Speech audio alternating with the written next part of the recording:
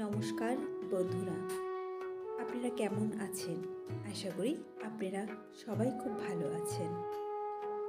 আজ আমি দোকানের স্টাইলে ঘুগনির রেসিপি নিয়ে এসেছি।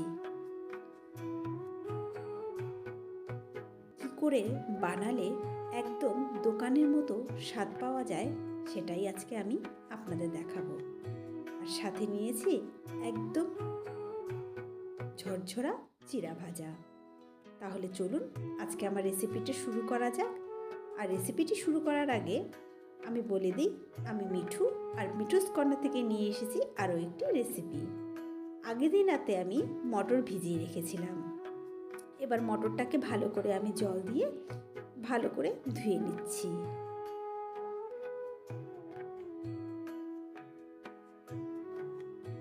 এবার একটি প্রেসার কুকারে আমি মটরগুলোকে ধুয়ে দিয়ে দিচ্ছি।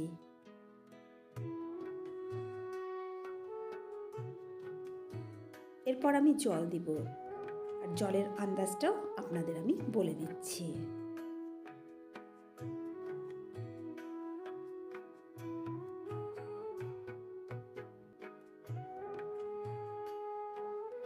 আমাকে আর একটু জল দিতে হবে, যাতে আঙ্গুলের এই অবধি জল থাকে, মানে মটর থেকে আঙ্গুলের ওই অবধি জল থাকে। এর থেকে বেশি জল হলেও আবার সিদ্ধ হবে না, হবে কম হবে।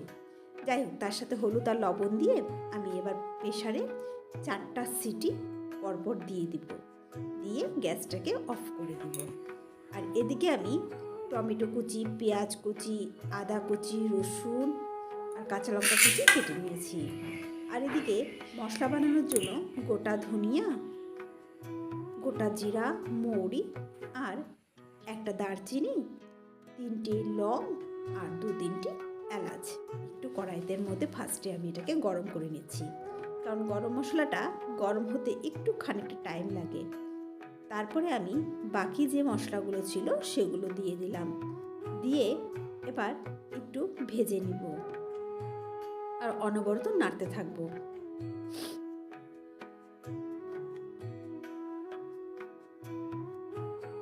এবার এটা আমার ভাজা হয়ে গেছে।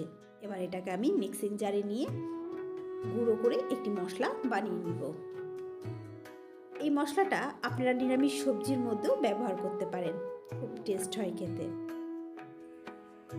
আর এদিকে আমি আদা রসুন বেটে নিয়েছি। তারপরে কড়াইতে তেল গরম করতে বসিয়ে দিলাম।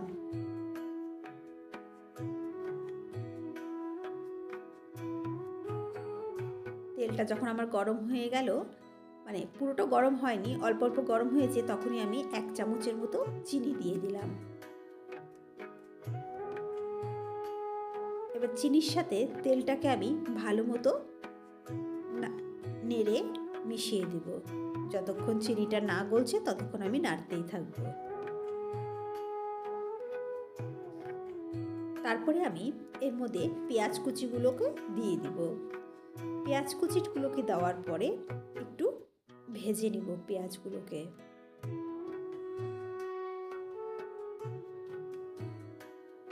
যখন মোটামুটি এই অবস্থায় আমার পেঁয়াজগুলো ভাজা হয়ে যাবে,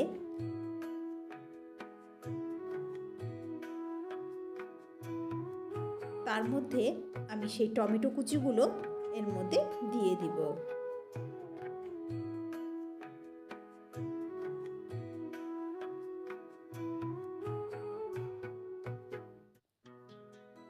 তার মধ্যে দিয়ে দিলাম লঙ্কা কুচিগুলো। লঙ্কার ঝালটা একদম আপনারা যেরকম ঝাল খাবেন সেই হিসেবে লঙ্কার কুচিটা দিবেন। তারপরে এর মধ্যে আমি লবণও দিয়ে দিলাম, আন্দাজ মতো লবণ দিয়ে দিবেন, দিয়ে আবারও ভালোভাবে ভাজা ভাজা করতে থাকবেন।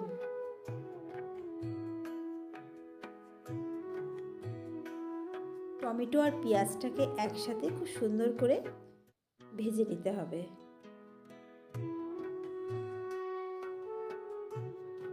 আপনারা যদি মনে করেন এই ঘুগনিতে আলু দিবেন, তাহলে আপনারা আলু কেটেও ফার্স্টে ভেজে তুলে নেবেন। আর এদিকে আমি লঙ্কার গুঁড়ো আর হলুদের গুঁড়ো একসাথে মিলিয়ে এই ভাজা পেঁয়াজের মধ্যে দিয়ে দিলাম, দিয়ে এবার নাড়াচাড়া করতে থাকবো।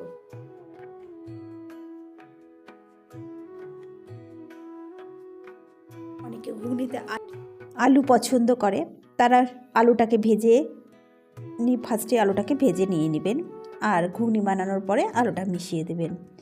আমাদের বাড়িতে যেহেতু আলুটা খায় না, তাই আমি আর আলুটা দিলাম না। যাই হোক, এদিকে দেখুন পেঁয়াজ আর কাঁচা লঙ্কা, টমেটো সব সুন্দর মতন আমার ভাজা হয়ে গেছে। এবার আমি যেই আদা আর রসুনের যে পেস্টটা ছিল সেটা আমি এর মধ্যে দিয়ে দিলাম। দিয়ে এটাকে দিয়ে আমি এখন খুব ভালোভাবে কষিয়ে নেব। যতক্ষণ না তেল ছেড়ে আসবে ততক্ষণ আমি এটাকে কষাতেই থাকবো।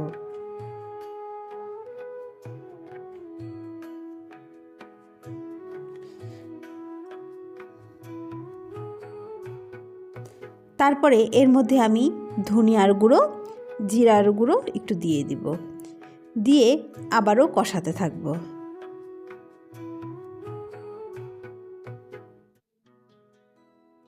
এবার সামান্য গোলমরিচের গুঁড়ো মিশিয়ে দিলাম, দিয়ে ভালো করে কষাতেই থাকবো।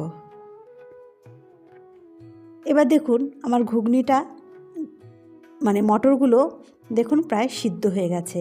সিদ্ধ হয়ে গেলে একটি হাতা দিয়ে একটু নেড়ে চেড়ে নিব, আর আঙ্গুল দিয়ে আপনারা দেখে নেবেন মটরগুলো সিদ্ধ হয়েছে কিনা। আমার মটরগুলো খুব সুন্দর সিদ্ধ হয়ে গেছে। এবার এই মশলাটাও আমার কষানো হয়ে গেছে।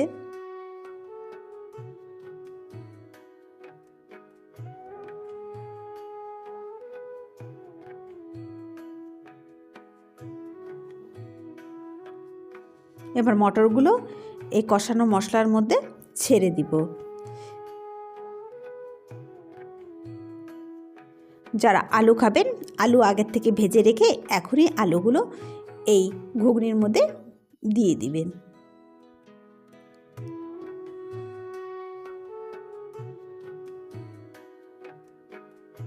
আমি তো আলু খাই না, তাই আলু আর দিলাম না।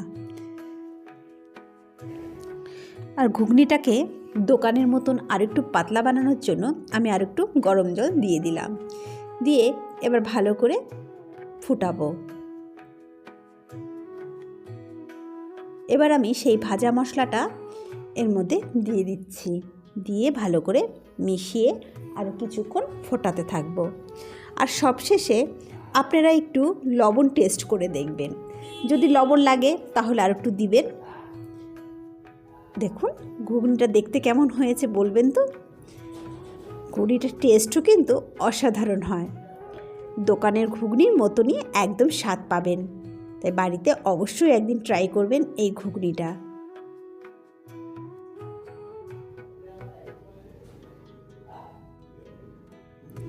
এবার আরেকটা কড়াইতে আমি একটু চিড়া ভাজা করে নিচ্ছি, তাই সামান্য তেল দিয়ে চিড়াগুলো দিয়ে একটু ভেজে নিচ্ছি।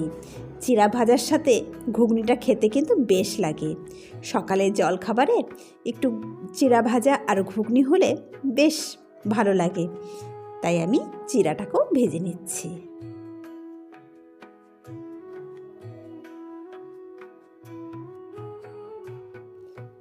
ব্যাস আমার চিড়া ভাজাও কমপ্লিট।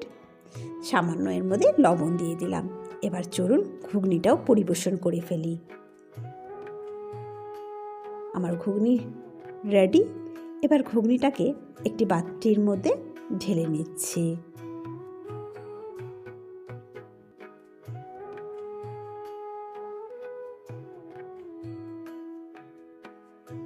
এরপরে এর মধ্যে সামান্য পেঁয়াজ কুচি,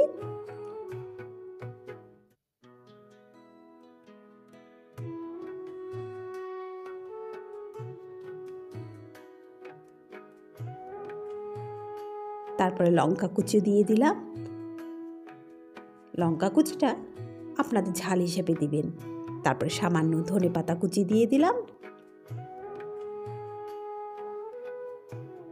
আর একটু সামান্য বিট নুন দিলাম। দেওয়ার পর তারপরে সামান্য ভুজিয়া দিয়ে দিলাম। এবার আপনারা চাইলে এর মধ্যে একটু লেবু চিপেও দিতে পারেন। তাহলে আজকে আমার রেসিপিটা কেমন লাগলো অবশ্যই জানাবেন। আজ তাহলে আসি, নমস্কার।